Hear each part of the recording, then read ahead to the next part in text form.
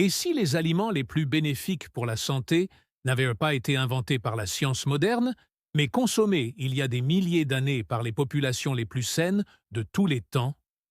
La plupart des gens ignorent que, pendant que nous comptons les calories et suivons les régimes à la mode, la Bible prescrivait déjà des aliments spécifiques dont la science prouve aujourd'hui qu'ils peuvent combattre les maladies, réduire l'inflammation et transformer notre santé au niveau cellulaire. Ce ne sont pas de simples symboles spirituels.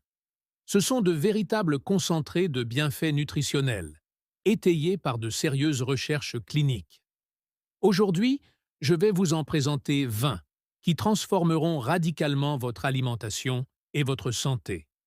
Restez avec nous, car le numéro 13 de cette liste était si rare et précieux à l'époque biblique que les rois l'utilisaient comme monnaie d'échange. Les nutritionnistes affirment aujourd'hui que c'est l'un des aliments les plus riches en nutriments jamais étudiés. Le 20e aliment était considéré comme un don de Dieu dans les textes anciens, et les oncologues modernes sont stupéfaits par son action sur les cellules cancéreuses. Si vous souhaitez recevoir chaque semaine des enseignements ancestraux étayés par la science moderne, abonnez-vous dès maintenant pour ne rien manquer. C'est parti! Voici 20 super aliments bibliques aux vertus curatives instantanées, classés de l'extraordinaire au véritablement transformateur. En premier lieu, l'huile d'olive, l'or liquide du monde antique. Commençons par le commencement. Non seulement parce que l'huile d'olive figure en tête de cette liste, mais aussi parce que, dans l'Antiquité, elle était à l'origine de tout. C'était à la fois nourriture, combustible, médicaments et substances sacrées. La Bible y fait référence plus de 140 fois. Des rois en furent oints, des blessures furent pansées avec. Le bon Samaritain, dans Luc 10, versa de l'huile et du vin sur les plaies d'un étranger. Ce n'était pas un acte anodin, c'était un remède. Et voici ce que dit la science moderne. L'huile d'olive extra vierge est l'un des aliments les plus étudiés au monde. Le régime méditerranéen, dont l'huile d'olive est la pierre angulaire, a été associé, dans des centaines d'essais cliniques, à une réduction des taux de maladies cardiaques, de cancer, d'inflammation, de déclin cognitif et de mortalité toutes causes confondues. Le principal composé responsable est l'olioanthol, un polyphénol dont l'action anti-inflammatoire est presque identique à celle de l'ibuprofène. Mais l'huile d'olive ancienne n'était pas le produit raffiné et traité thermiquement que beaucoup achètent aujourd'hui. Pressée à froid, non filtrée et fraîchement récoltée, l'huile d'olive est un aliment vivant, riche en antioxydants, en vitamine E et en acides gras monoinsaturés bénéfiques que le corps reconnaît et utilise immédiatement.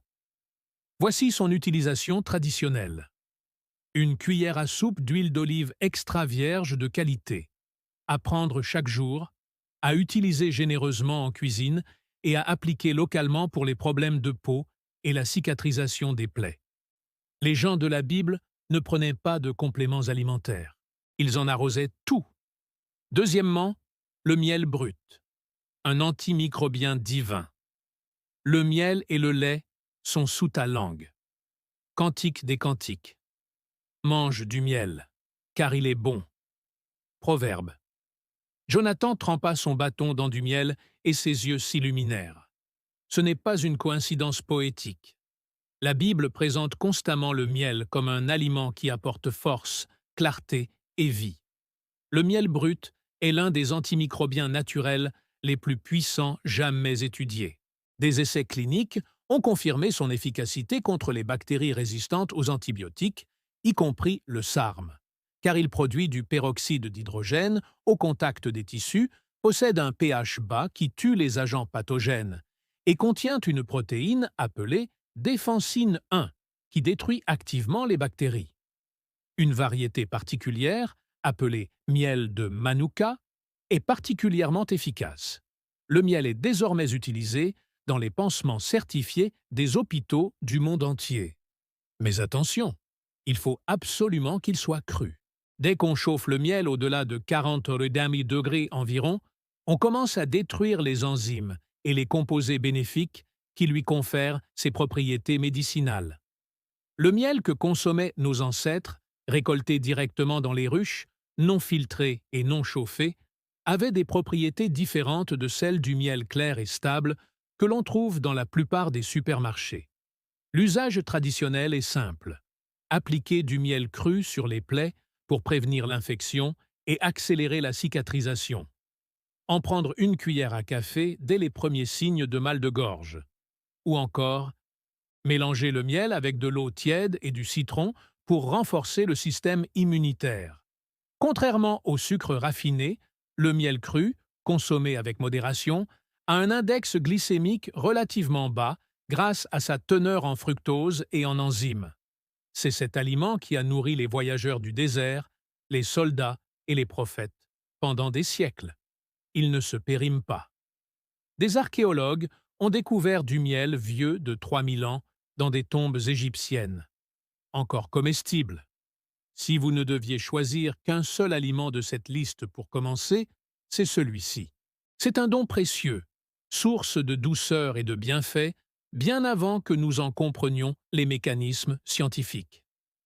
Troisièmement, les figues, fruits médicinal des prophètes. Voici un détail souvent négligé. Lorsque le roi Ézéchias était mourant d'une infection mortelle, d'un furoncle ou d'un ulcère cutané grave, le prophète Isaïe ne se contenta pas de prier pour lui. Il ordonna d'appliquer du pus de figue sur la plaie. 2 Rois 38. Et Ézéchias guérit. La science moderne a depuis confirmé la prescription d'Isaïe. Les figues contiennent des composés appelés fichines, une enzyme protéolytique qui décompose les tissus morts et favorise la cicatrisation. Elles contiennent également de la soraline et du benzaldoïde, des composés aux propriétés antimicrobiennes avérées. Des études ont montré que le latex de figue fraîche inhibe la croissance bactérienne et favorise la cicatrisation cutanée. Mais les figues ne servent pas qu'à soigner les plaies. Elles sont extraordinairement riches en fibres solubles, notamment en pectine, qui nourrit les bonnes bactéries de l'intestin. Elles contiennent du magnésium, du potassium, du calcium et des vitamines B en concentration qui en font l'un des fruits les plus riches en minéraux. Avant l'avènement des multivitamines, les figues étaient un complément alimentaire traditionnel. Les figues fraîches, consommées à pleine maturité, sont excellentes pour la santé intestinale et l'énergie. Les figues séchées, disponibles toute l'année, offrent un apport nutritionnel continu. Quant à l'ancienne pratique, consistant à appliquer de la purée de figues fraîches sur une peau enflammée, elle mérite d'être étudiée plus en profondeur. Enfin, les dattes. Véritables sources d'énergie, elles étaient indispensables à la survie des soldats, des marchands et des pèlerins traversant le Moyen-Orient antique. Riches en calories, se conservant naturellement et contenant des minéraux et des sucres rapidement assimilables, les dattes sont l'aliment de survie originel. Le palmier dattier est mentionné plus souvent que tout autre arbre fruitier dans la Bible et le Coran réunis. Il n'était pas apprécié pour sa beauté, mais pour sa capacité à nourrir les populations. Les dattes contiennent des sucres naturels, glucose et fructose, qui pénètrent rapidement dans le sang et procurent une énergie immédiate. Contrairement aux sucres raffinés, les dattes sont riches en fibres, magnésium, potassium, cuivre, manganèse et vitamine B. Des études montrent qu'elles peuvent améliorer le taux de fer, favoriser la densité osseuse et même faciliter l'accouchement. Plusieurs essais cliniques ont démontré que les femmes ayant consommé des dattes durant les dernières semaines de grossesse ont accouché plus rapidement et plus facilement. Les dattes contiennent également des polyphénols et des antioxydants qui réduisent l'inflammation et protègent contre le stress oxydatif. Les tanins et les dattes possèdent des propriétés antimicrobiennes. Même les noyaux étaient broyés et utilisés en médecine traditionnelle arabe. L'usage traditionnel est d'une simplicité presque déconcertante. Il suffit de les consommer. 3 à 5 dattes constituent une source d'énergie rapide. Un édulcorant naturel en cuisine ou une façon de rompre le jeûne. Ce n'est pas un hasard si le jeûne du Ramadan est traditionnellement rompu avec des dates. Le corps les absorbe rapidement et en douceur après une période sans nourriture. 5. Les grenades, le roi des antioxydants. La grenade apparaît dans la loi mosaïque, dans l'adoration du temple, et dans toute la poésie des Écritures comme symbole d'abondance, de beauté et de vie. On comptait 200 grenades sculptées sur les piliers du temple de Salomon. Il ne s'agissait pas d'un simple ornement, mais d'une affirmation symbolique de ce fruit qui fascine la science moderne des antioxydants. La grenade contient un composé appelé punalagen, quasiment unique dans la nature, qui se décompose en urolitine dans l'intestin. Des composés ayant démontré des effets anti-inflammatoires remarquables, voire potentiellement anticancéreux, lors de recherches.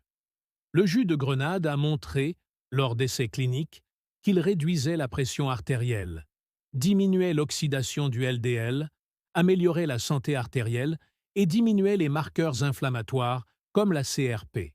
Le jus et les graines sont riches en polyphénols à des concentrations supérieures à celles du vin rouge, du thé vert et des myrtilles. L'écorce, souvent jetée, est encore plus riche en propriétés médicinales. Les guérisseurs traditionnels du Moyen-Orient utilisaient la tisane d'écorce de grenade contre la diarrhée, les parasites intestinaux et les inflammations intestinales. Usage traditionnel. Consommer les graines fraîches, boire le jus fraîchement pressé ou utiliser l'écorce séchée infusée dans de l'eau chaude en tisane contre les infections intestinales. Le fruit entier, et non seulement le jus et les compléments alimentaires, fournit l'ensemble des composés, tels que le corps a évolué pour les assimiler. La grenade est plus longue à consommer que la plupart des fruits. Extraire ses graines, véritable joyau, demande des efforts. Mais c'est peut-être là tout son intérêt. Dans l'Antiquité, les choses les plus précieuses exigeaient du travail, et ce fruit récompense cet effort par un bienfait que la pharmacologie moderne s'efforce encore de comprendre pleinement. 6. Les lentilles. Nourriture des prophètes et des gastronomes. L'histoire biblique la plus célèbre concernant les lentilles est une mise en garde. Ésaü troque son droit d'aînesse contre un bol de ragoût de lentilles corail. Cela paraît extrême, jusqu'à ce que l'on comprenne que, dans l'Antiquité, les lentilles n'étaient pas un aliment de paysans. C'était un aliment de survie. Dense, nourrissante, se conservant des années une fois séchée, et d'une valeur nutritive exceptionnelle. Les lentilles sont parmi les sources végétales les plus riches en protéines, avec environ 18 grammes par tasse cuite, et contiennent également du fer, des folates, du zinc, du magnésium et du potassium. Elles étaient l'aliment de base des soldats, des ouvriers et même des prophètes, car elles leur apportaient ce qu'exigeaient les travaux pénibles: une énergie durable, la réparation musculaire et le réapprovisionnement en minéraux. La science nutritionnelle moderne confirme que les lentilles ont un index glycémique remarquablement bas, malgré leur teneur en glucides, ce qui signifie qu'elles fournissent une énergie stable, sans pic de glycémie. Leur teneur élevée en fibres nourrit les bactéries intestinales et réduit le cholestérol. Des études montrent qu'une consommation régulière de légumineuses est l'un des meilleurs indicateurs d'un vieillissement en bonne santé. Les recherches démographiques indiquent que les populations du monde entier qui vivent le plus longtemps consomment régulièrement de grandes quantités de légumineuses. La préparation traditionnelle consiste à les faire tremper, à les faire mijoter avec des herbes aromatiques comme le cumin et la coriandre, puis à les servir avec de l'huile d'olive. Il ne s'agit pas simplement d'une tradition culinaire. Faire tremper et cuire les lentilles réduit la teneur en antinutriments comme l'acide citrique, qui peut nuire à l'absorption des minéraux, ce qui améliore considérablement leur biodisponibilité. Septièmement, l'orge, cette humble céréale qui a survécu à tout. L'orge n'a rien de prestigieux. C'était l'aliment des pauvres, des soldats en campagne, des marins en mer. Lorsque Jésus multiplia les pains et les poissons pour 5000 personnes, Jean 6, il s'agissait de pain d'orge. L'orge était la céréale du peuple. Or, ils avèrent que ce peuple consommait, elle, une des céréales les plus bénéfiques pour la flore intestinale jamais étudiée. L'orge contient la plus forte concentration de bêta-glucane de toutes les céréales. Une fibre soluble dont l'efficacité pour réduire le cholestérol et stabiliser la glycémie a été démontrée de façon si convaincante que la FDA autorise une allégation santé sur les produits alimentaires qui en contiennent. Le bêta-glucane forme un gel dans l'intestin qui ralentit l'absorption du glucose, réduit le cholestérol LDL, nourrit les bonnes bactéries et renforce le système immunitaire. L'orge possède également un index glycémique plus bas que le blé ou le riz, ce qui signifie qu'elle fournit une énergie durable sans coup de fatigue. Des études montrent qu'elle est plus efficace que l'avoine, déjà considérée comme un aliment bon pour le cœur en ce qui concerne ses effets sur la glycémie après les repas. Pour une céréale qui ne coûte presque rien et qui pousse sous presque tous les climats, c'est un aliment extraordinaire. La préparation traditionnelle était simple. On cuisinait l'orge entière en bouillie ou on la réduisait en poudre pour en faire du pain plat. L'orge perlée, dont on a retiré le trou extérieur, est plus courant aujourd'hui. Mais l'orge mondée conserve davantage de fibres et de nutriments. Même perlée, il reste l'une des meilleures sources de glucides. Huitièmement, le blé ancien, l'amidonnier et l'engrain. Attention, il ne s'agit pas du blé auquel vous pensez aujourd'hui. Voici une distinction importante qui change tout. Lorsque la Bible parle de blé, elle ne parle pas du blé commercial moderne. Elle parle de variétés anciennes, principalement l'amidonnier et l'engrain, génétiquement, structurellement et nutritionnellement complètement différentes du blé nain qui entre dans la composition du pain et des pâtes modernes. Le blé moderne a été développé au milieu du XXe siècle afin de maximiser le rendement à l'hectare. Il a atteint cet objectif de façon spectaculaire, mais ce faisant, il a créé un grain dont la structure du gluten est profondément différente, la teneur en amidon plus élevée et les micronutriments plus faibles que ceux de ses ancêtres. L'EORN, en revanche, possède 14 chromosomes, contre 42 pour les blés modernes. Il contient un type de gluten différent, bien toléré par de nombreuses personnes intolérantes au blé moderne.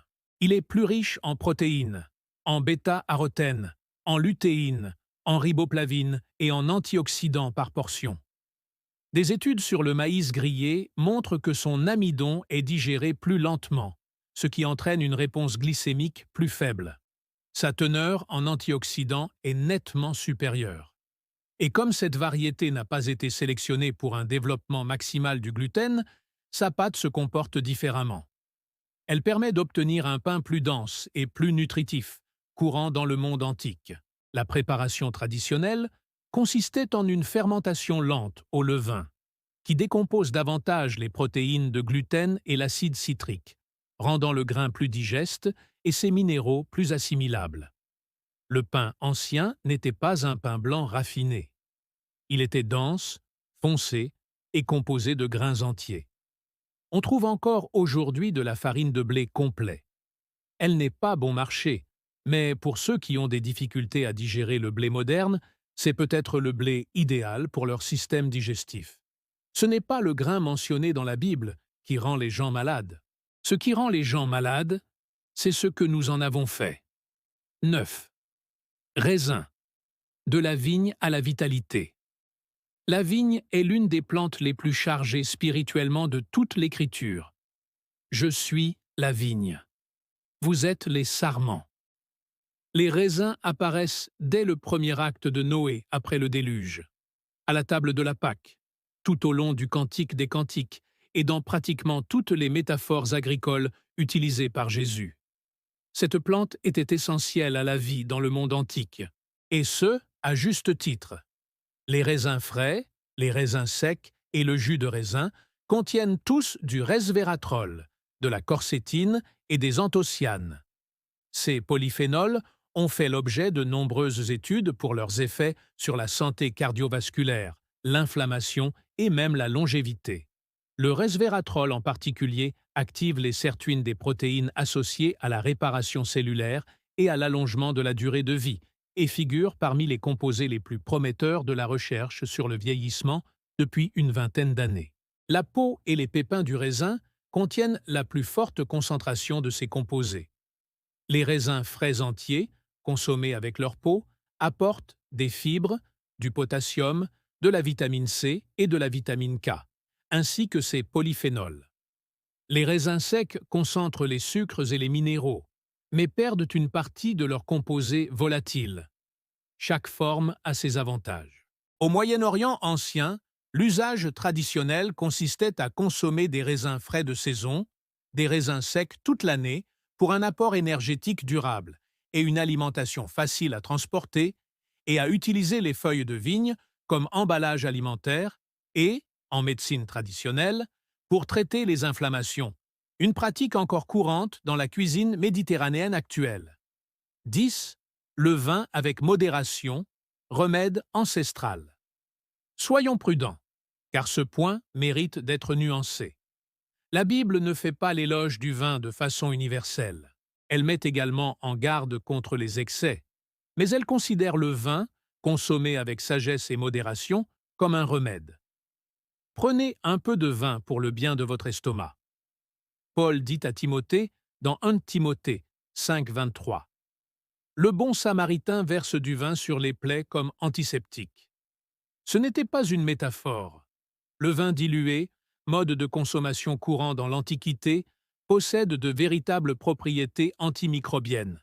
Des études ont démontré qu'à des concentrations modérées, le vin élimine les pathogènes intestinaux courants, notamment Escherichia coli et la salmonelle, plus efficacement qu'une même quantité d'alcool pur. Dans un monde où l'eau n'était pas traitée, une petite quantité de vin dilué offrait une protection réelle. Les polyphénols du vin rouge, notamment le resveratrol et les proanthocyanidines issus de la peau du raisin, font l'objet de recherches cardiovasculaires depuis des décennies.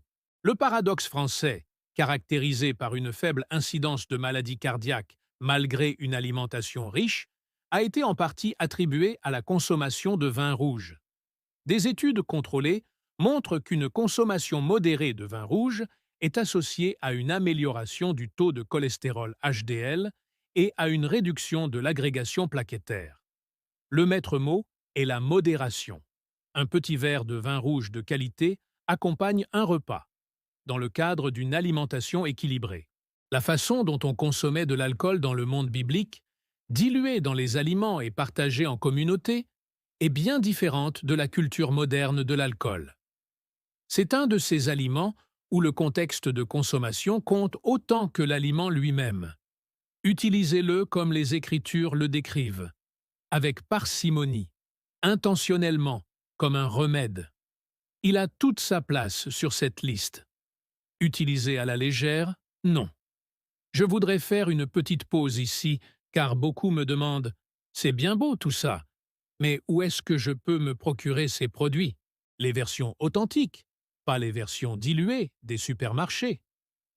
C'est la bonne question, et elle est plus importante qu'on ne le croit. Car voici le problème. Beaucoup de produits vendus aujourd'hui sous l'appellation « aliments » ne correspondent pas à ce dont parlait la Bible. La plupart des huiles d'olive commerciales sont coupées avec des huiles de graines bon marché et ne sont jamais pressées à froid. La plupart des miels sont chauffés, filtrés et débarrassés de leurs enzymes. Il s'agit en fait d'un sirop sucré. Et si vous souhaitez cultiver vos propres aliments bibliques à partir de graines, bonne chance pour trouver des variétés anciennes dans une grande jardinerie. J'ai donc fait des recherches. J'ai trouvé des sources fiables et je les ai toutes liées dans la description ci-dessous. Revenons-en à la liste, car nous arrivons justement aux aliments qui vont vous surprendre. 11. Poisson. L'alliance des oméga 3. Le poisson est omniprésent dans les évangiles. Les disciples étaient pêcheurs. Les miracles de la multiplication des pains impliquaient du poisson. Jésus en a mangé après sa résurrection pour manifester sa présence physique. Ce n'était pas un hasard. Dans la culture de l'Israël côtier du 1er siècle, le poisson était la principale source de protéines pour la plupart des gens. Et il s'avère que ce fut peut-être l'un des choix alimentaires les plus importants de tous les temps. Les poissons gras, les sardines, les anchois et les tilapias de la mer de Galilée comptent parmi les sources les plus riches en acides gras oméga 3, notamment en EPA et DHA. Ces acides gras essentiels ne peuvent être synthétisés par l'organisme et doivent donc être apportés par l'alimentation. Le DHA constitue une part importante des membranes des cellules cérébrales. L'EPA possède de puissantes propriétés anti-inflammatoires. Les recherches sur les oméga 3 figurent parmi les plus solides de toute la science nutritionnelle. Une consommation régulière de poissons est associée à des taux considérablement plus faibles de maladies cardiovasculaires, de dépression, de déclin cognitif, d'affections inflammatoires et de mortalité toutes causes confondues. Les populations qui consomment régulièrement du poisson, comme les communautés côtières méditerranéennes et les villages de pêcheurs japonais, présentent systématiquement de meilleurs résultats en matière de santé que leurs homologues de l'intérieur des terres. Dans le monde biblique, le poisson était consommé entier, simplement grillé au charbon de bois, comme Jésus le préparait dans Jean 21. Pas de panure, pas de transformation, pas de friture à l'huile qui détruit les oméga 3. La simplicité de la préparation préservait les qualités nutritionnelles. Les recommandations nutritionnelles actuelles préconisent 2 à 3 portions de poisson gras par semaine. Les personnages des évangiles en consommaient parce que c'était ce qu'ils avaient sous la main. Ils disposaient, par chance, de l'un des aliments les plus bénéfiques pour la santé au monde. Parfois, les régimes les plus simples étaient les plus judicieux. 12. Le lait de chèvre. Le probiotique de la terre promise. Le pays où coulaient le lait et le miel ne regorgeait pas de lait de vache pasteurisé, homogénéisé et enrichi en vitamine D. Le lait coulait à flot, un aliment fondamentalement différent que le système digestif humain digère très différemment. Le lait de chèvre contient des globules gras plus petits et une structure protéique différente de celle du lait de vache. Sa protéine principale est la caséine A2 et non la caséine A1 présente dans la plupart des laits de vache commerciaux, ce qui, selon de nombreux chercheurs, est mieux toléré par l'organisme humain. Les matières grasses du lait de chèvre sont naturellement homogénéisées. Elles ne se séparent pas et ne nécessitent aucun traitement industriel. Le lait de chèvre frais, issu d'une production traditionnelle, est riche en bactéries bénéfiques, notamment en probiotiques naturels, qui favorisent la santé intestinale. Des études montrent que le lait de chèvre est plus facile à digérer pour les personnes intolérantes au lait de vache, qu'il provoque moins d'inflammation de la muqueuse intestinale et qu'il a un effet prébiotique qui soutient la flore intestinale. Sa teneur en minéraux, calcium, phosphore et magnésium est hautement biodisponible. Il contient également des acides gras à chaîne moyenne, notamment de l'acide caprylique, aux propriétés antimicrobiennes et antifongiques. Dans les régimes alimentaires traditionnels du Moyen-Orient, le lait de chèvre était consommé frais, fermenté en yaourt et en kefir, ou affiné pour obtenir des fromages simples. Chaque forme offre des avantages différents. Le lait frais apporte une nutrition rapide, les produits fermentés sont riches en probiotiques, le fromage est riche en minéraux. Le lait de chèvre a été délaissé par l'industrie laitière car les chèvres produisent moins de lait que les vaches et leur production est plus difficile à industrialiser. Mais pour toute personne souffrant d'intolérance au lactose, de digestion lente ou de troubles intestinaux, cet aliment ancestral, véritable havre de paix, pourrait bien être ce qui manquait à son organisme. 13. Hup, l'herbe purificatrice au pouvoir réel. Nous voici au numéro 13, celle dont j'ai parlé au début. Hup, elle est utilisée dans les rituels de purification du Lévitique, notamment dans le psaume 51. « Purifie-moi avec le hyssop, et je serai pur. » On la retrouve aussi lors de la crucifixion, lorsqu'une éponge est offerte à Jésus au bout d'une branche de hyssop. Pendant des siècles, ce geste a été considéré comme purement symbolique. Des chercheurs ont alors commencé à analyser le hyssop et ont découvert que son symbolisme reposait sur une réalité tangible. Le hyssop contient du carvacrol et du thymol, les mêmes composés antimicrobiens que l'on trouve dans l'origan et le thym, deux des antiseptiques naturels les plus puissants connus. Des études ont confirmé que le hyssop possède de véritables propriétés antibactériennes, antivirales et antifongiques. Il a été démontré que cette plante inhibe le virus de l'herpès simplex. Ses composés expectorants aident à dégager les poumons du mucus, et ses propriétés anti-inflammatoires expliquent son usage traditionnel pour les infections respiratoires et les plaies. Une fois cela compris, les rituels de purification prenaient tout leur sens. Utiliser le hyssop pour se purifier, désinfecter les surfaces ou en asperger les personnes et les objets après une maladie revenait à appliquer un véritable agent antimicrobien. Les instructions divines étaient pratiques et efficaces. Traditionnellement, on utilise la tisane de hyssop contre les infections respiratoires, la toux et la bronchite, la teinture de hyssop comme antiseptique local et la plante fraîche comme herbe aromatique en cuisine, semblable au thym. Son goût est prononcé et légèrement amer, caractéristique de nombreuses plantes médicinales, signe de la présence de principes actifs. Le huppe a été oublié par la phytothérapie traditionnelle, relégué au rang de simple plante ornementale biblique. Mais la science est formelle. Cette petite plante était réellement efficace dans l'Antiquité, et elle l'est encore aujourd'hui. 14. Le cumin, mentionné par Jésus lui-même. C'est la seule épice de cette liste citée explicitement par Jésus. Dans Matthieu 23, il reproche aux pharisiens de payer la dîme avec soin, même sur leurs herbes aromatiques, menthe, aneth et cumin, tout en négligeant la justice et la miséricorde. Le fait que le cumin ait fait l'objet d'une dîme témoigne de sa grande valeur.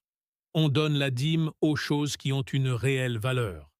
Le cumin est utilisé en médecine depuis au moins 4000 ans au Moyen-Orient, en Inde et en Afrique du Nord pour ses propriétés digestives, son action sur la glycémie et son efficacité contre les infections. Et la recherche moderne a confirmé chacun de ces usages traditionnels. Le cumin contient un composé appelé cuminaldehyde, qui a démontré des effets antimicrobiens contre un large éventail de bactéries et de champignons.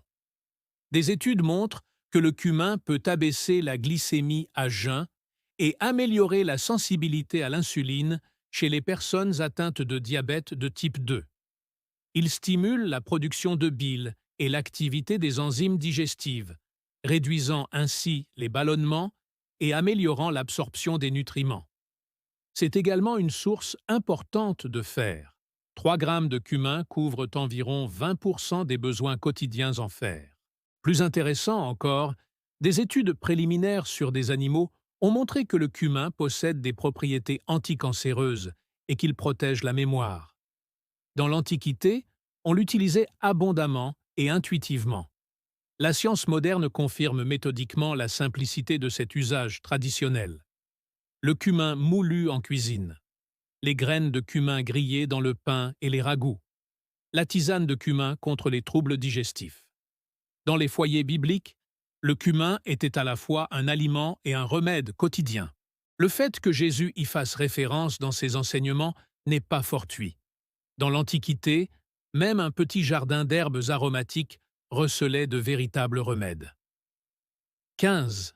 La coriandre, l'herbe détoxifiante cachée dans le pain. Lorsque Dieu fit jaillir la manne dans le désert, les Écritures la décrivent. Elle ressemblait à de la graine de coriandre, blanche. Qu'il s'agisse d'une identification botanique précise ou d'une description comparative, la présence de la graine de coriandre dans le récit alimentaire le plus miraculeux de toute la Bible est loin de être anodine. Fruit séché de la plante de coriandre, La graine de coriandre possède une riche histoire médicinale à travers les cultures égyptiennes, perses et israélites. On l'a découverte dans le tombeau de Toutankhamon. Elle était utilisée en médecine antique pour traiter les troubles digestifs, l'anxiété et les douleurs inflammatoires. Des recherches modernes ont démontré que la graine de coriandre possède de véritables propriétés anxiolytiques. Des études animales montrent qu'elle réduit l'anxiété de façon comparable au dacipam, un médicament, chez certains modèles animaux. Elle contient des composés anti-inflammatoires, notamment du linoléum et des flavonoïdes. Elle présente une activité antimicrobienne, et l'une de ses applications modernes les plus fascinantes concerne la détoxification des métaux lourds. Des recherches préliminaires suggèrent que la coriandre et le coriandre fraîche peuvent contribuer à mobiliser le mercure et d'autres métaux lourds des tissus. Ces bienfaits pour la digestion sont bien documentés. La tisane de coriandre est utilisée depuis des siècles contre les gaz, les ballonnements et les crampes intestinales. Des études confirment qu'elle réduit les spasmes intestinaux et possède des propriétés carminatives. On l'utilise traditionnellement en incorporant des graines de coriandre moulues au pain, au ragoût et au mélange d'épices. La tisane de coriandre soulage les troubles digestifs. Les feuilles fraîches de coriandre, cette même plante, sont également utilisées généreusement en cuisine, à la fois comme aromate et comme aliment fonctionnel. L'ail était omniprésent dans la cuisine biblique pour la même raison qu'il l'est dans les cuisines traditionnelles d'aujourd'hui. Il rehaussait le goût des aliments et procurait un sentiment de bien-être après le repas. 16. L'ail, l'aliment. Les Israélites sont en deuil. C'est l'une des références alimentaires les plus chargées d'émotions de toute l'Écriture. Errant dans le désert, se nourrissant uniquement de manne, les Israélites s'effondrent et pleurent. Et parmi les choses qu'ils regrettent particulièrement, il y a l'ail.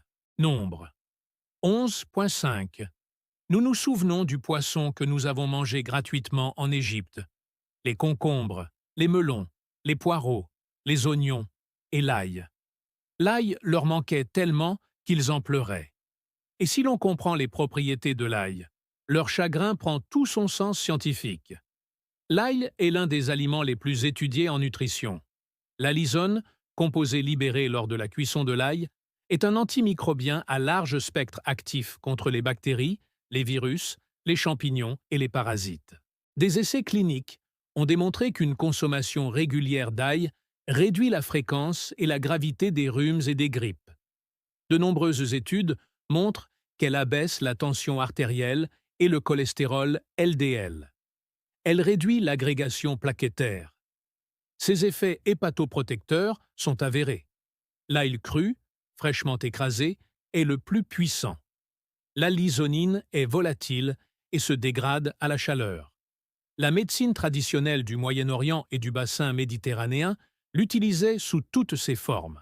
L'ail se consomme cru dans les vinaigrettes et les conserves, cuit dans les ragoûts, infusé dans l'huile et même inséré dans le conduit auditif pour soigner les otites.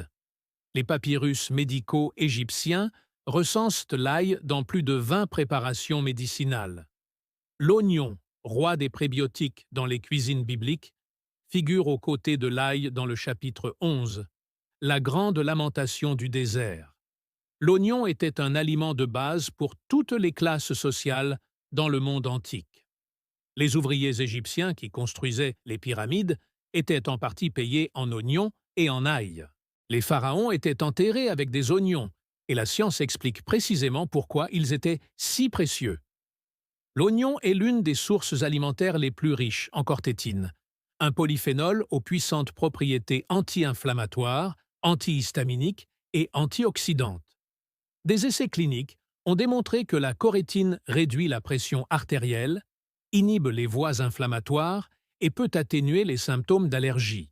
Les oignons sont également exceptionnellement riches en fructines de type inuline, des fibres prébiotiques qui nourrissent spécifiquement les bactéries bénéfiques du côlon, notamment les souches de bifidobactéries et de lactobacillus.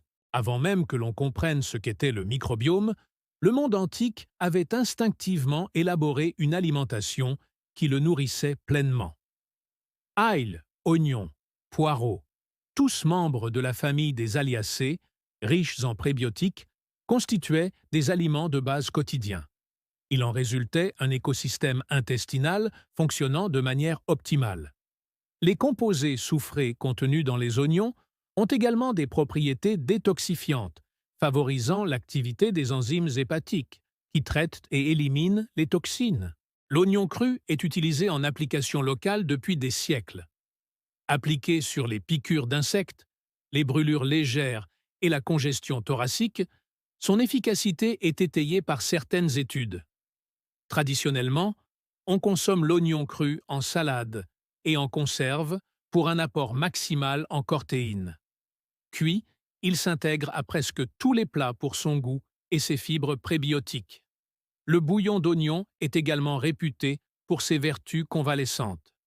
Les Égyptiens qui pleuraient la disparition des oignons n'exagéraient pas. Ils savaient ce qu'ils perdaient. 18. Les amandes, symbole de la nourriture pour le corps. Dieu ordonna à Moïse de concevoir le chandelier du tabernacle, la manora, orné de coupes en forme de fleurs d'amandier. Le bâton d'Aaron se couvrit miraculeusement de bourgeons d'amandier.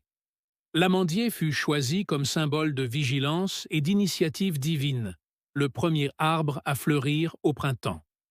Il s'avère que ce choix symbolique reposait sur une connaissance nutritionnelle remarquable. Les amandes figurent parmi les aliments les plus riches en nutriments au monde, gramme pour gramme. Elles sont riches en vitamine E. Une once, environ 28 grammes, fournit environ 37% des besoins quotidiens sous forme d'alpha-tocophérol, un antioxydant liposoluble qui protège les membranes cellulaires des dommages oxydatifs. Elles sont riches en magnésium, un oligo-élément essentiel à plus de 300 réactions enzymatiques dans l'organisme et dont une grande partie de la population moderne est déficiente. Elles apportent des acides gras monoinsaturés, des protéines, du calcium et des fibres, le tout étant remarquablement bien assimilé par le corps. Des essais cliniques ont démontré qu'une consommation régulière d'amandes réduit le taux de cholestérol LDL, atténue les pics de glycémie, après les repas améliore la diversité du microbiote intestinal et favorise un poids santé en procurant une sensation de satiété. Des études montrent que les matières grasses des amandes sont moins bien absorbées qu'on ne le pense. La structure de leur paroi cellulaire fait qu'une partie traverse l'intestin intact, nourrissant les bactéries plutôt que d'être stockée. Traditionnellement, leur consommation était simple, amandes crues ou légèrement grillées au quotidien, pâte d'amande en cuisine et en médecine, et huile d'amande pressée pour les soins de la peau et des plaies.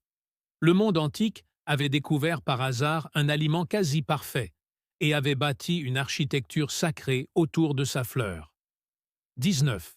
La pistache, fruit des patriarches. Lorsque Jacob envoie ses fils en Égypte acheter du blé pendant la famine, il leur demande d'apporter des présents pour impressionner le fonctionnaire égyptien. Et les pistaches figurent sur la liste. Genèse 43, 11. Si Jacob pensait que les pistaches étaient un présent convenable pour un souverain égyptien, comprenez ce que cela révèle de leur valeur. Il ne s'agissait pas de simples encas bon marché. C'était un aliment de luxe, un trésor, et la nutrition moderne confirme qu'il valait la peine d'être chéri.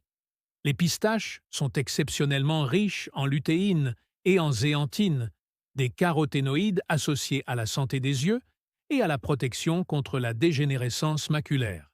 Elles contiennent plus de potassium que la plupart des noix, contribuant ainsi à la régulation de la tension artérielle. Elles présentent une forte proportion d'acides aminés essentiels pour un aliment végétal, ce qui en fait une excellente source de protéines complémentaires. Leur intérêt particulier réside dans leur teneur en fibres prébiotiques. Des études ont démontré qu'une consommation régulière de pistaches augmente significativement la flore intestinale bénéfique, notamment la bactérie Bifido, plus que la plupart des autres fruits à coque testés.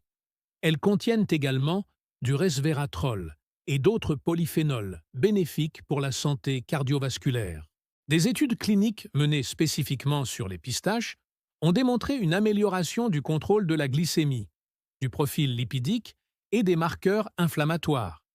Leur faible absorption calorique, due à la structure de leurs parois cellulaires, leur confère un pouvoir rassasiant supérieur à celui indiqué sur leur étiquette. Le patriarche Jacob comprenait la valeur des choses. Il comptait les pistaches parmi ses plus beaux présents, non seulement pour leur goût, mais aussi pour ce qu'elles représentaient, l'abondance, la santé et la générosité d'une terre capable de produire de telles merveilles. Nous ferions bien de les considérer de la même manière. 20. Caroube. Nourriture de survie en milieu sauvage. Et nous voici au numéro 20. Celui que j'ai gardé pour la fin car c'est peut-être l'histoire la plus extraordinaire de cette liste. Jean lui-même portait des vêtements en peau de chameau. Il avait les cheveux longs et une ceinture de cuir autour de la taille. Il se nourrissait de sauterelles et de miel sauvage. Matthieu 3, 4.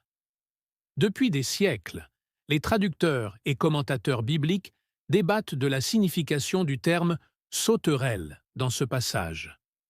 De nombreux érudits, notamment ceux qui connaissent bien le paysage du désert de Judée, soutiennent que cette expression ne désigne pas des insectes, mais les gousses du caroubier, Ceratonia siliqua, connues dans tout l'ancien Proche-Orient sous le nom de graines de caroube ou de pain de Saint-Jean. Le caroubier pousse à l'état sauvage dans toute la région où Jean exerçait son ministère. Ces gousses sucrées, semblables à des haricots, ont nourri les voyageurs du désert pendant des millénaires. Associées au miel sauvage, elles constituent un aliment de survie complet d'une valeur nutritive remarquable. Les gousses de caroube contiennent environ 50% de sucre naturel, principalement du saccharose, du glucose et du fructose. Mais contrairement au sucre raffiné, elles sont extrêmement riches en fibres, jusqu'à 40% de fibres alimentaires, en pois secs. Cette fibre est majoritairement insoluble, ce qui fait de la caroube un puissant régulateur intestinal traditionnellement utilisé contre la diarrhée et la constipation. La caroube contient également du calcium, du fer, du potassium et du magnésium en quantités appréciables. Naturellement sans gluten, elle ne contient ni caféine ni oxalate. Elle convient donc aux personnes souffrant de calculs rénaux qui doivent éviter le chocolat, ni bromure de théobo. Mais voici ce qui rend la caroube vraiment remarquable comme aliment de survie. Elle contient des composés appelés tannins condensés ou proanthocyanidines, dont les effets antimicrobiens et antidiarrhéiques sont avérés. Des études ont démontré, efficacité de la poudre de caroube contre le rotavirus et des Paucet-Sepputi, autres pathogènes intestinaux chez enfants. Elle était d'ailleurs utilisée dans les hôpitaux européens pour traiter la diarrhée infantile avant que les médicaments ne deviennent la norme. Les tannins et la caroube se lient aux protéines et ralentissent la digestion, modérant l'absorption du glucose et fournissant cette énergie lente et constante qui a permis de survivre des années en pleine nature. Usage traditionnel. Les gousses de caroube se consomment crues, comme un aliment sucré et moelleux. La farine de caroube entre dans la composition du pain et des bouillies. Le sirop de caroube est utilisé comme édulcorant et remède contre les affections respiratoires. Voici le lien qui unit tous ces éléments. La caroube consommée avec du miel sauvage apporte ce dont le régime alimentaire biblique en pleine nature avait besoin. Des sucres naturels pour énergie des fibres pour la santé intestinale des minéraux, pour l'endurance, et des composés antimicrobiens pour se protéger des infections. Si Jean-Baptiste se nourrissait réellement de caroube et de miel, il ne souffrait pas, bien au contraire. Il était en pleine forme. Il consommait deux des aliments les plus bénéfiques pour la santé dans le monde antique, tandis que tous les autres, dans les civilisations modernes, s'adonnaient à des repas raffinés et s'affaiblissaient. Parfois, le régime alimentaire sauvage est le plus judicieux. Parfois, les aliments oubliés sont ceux qui méritent le plus d'être redécouverts. 20 aliments, des milliers d'années d'utilisation. des siècles de sagesse accumulée que nous avons failli jeter aux oubliettes dans notre empressement à remplacer tout ce qui était naturel par des produits manufacturés. Voici le message que je souhaite que vous reteniez. Les auteurs de ces textes anciens étaient pas primitifs. Ils étaient observateurs. Ils étaient attentifs à ce qui les soignait et les maintenait en bonne santé. Ils ont bâti leur culture, leurs rituels, leur agriculture et même leur théologie autour de ces observations. Aujourd'hui, la science moderne, avec ses essais cliniques, ses études en double aveugle et ses analyses biochimiques, aboutit aux mêmes conclusions. L'huile d'olive réduit l'inflammation, le miel tue les bactéries et l'orge fait baisser le cholestérol. L'ail combat les infections. Les amandes protègent le cœur. Le livre avait raison. Il n'expliquait simplement pas le mécanisme, car là n'était pas l'essentiel. L'essentiel, c'était l'alimentation. L'essentiel, c'était la guérison. Avant de vous laisser partir, je tiens à m'assurer que vous avez un plan d'action concret, car l'information sans action n'est que du divertissement. Tout ce dont nous avons parlé aujourd'hui est à votre disposition. Mais, et je ne saurais trop insister sur ce point, la qualité est primordiale pour ces aliments. La différence entre un miel cru aux propriétés médicinales et le miel industriel vendu en supermarché est loin d'être négligeable. C'est la différence entre un aliment qui soigne et un aliment au goût simplement similaire. Idem pour l'huile d'olive. Idem pour les céréales anciennes. Idem pour chaque ingrédient de cette liste. Voici donc ce que j'ai préparé pour vous dans la description. Pour les aliments, j'ai inclus des liens vers les marques et les fournisseurs de confiance qui proposent les versions de la plus haute qualité des produits dont nous avons parlé aujourd'hui. Et pour les semences, si cette vidéo vous a donné envie d'en cultiver vous-même, j'ai inclus des liens vers les entreprises de semences anciennes que je recommande. Laissez un commentaire ci-dessous et dites-moi quel aliment vous a le plus surpris. Êtes-vous plutôt plantes médicinales, céréales anciennes, noix et fruits? Je lis tous les commentaires. Si vous n'êtes pas encore abonné à Homestead Roots, abonnez-vous dès maintenant et activez les notifications pour ne manquer aucune vidéo. Nous publions une vidéo chaque semaine et ce n'est que le début. À bientôt pour le prochain épisode.